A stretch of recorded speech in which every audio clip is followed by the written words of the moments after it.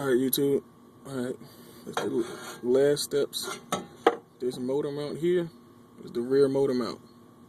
It goes into that bracket. See that open space? It goes into there. Basically what you want to do is watch out for that O2 sensor. Put the bracket in sideways. Basically like that.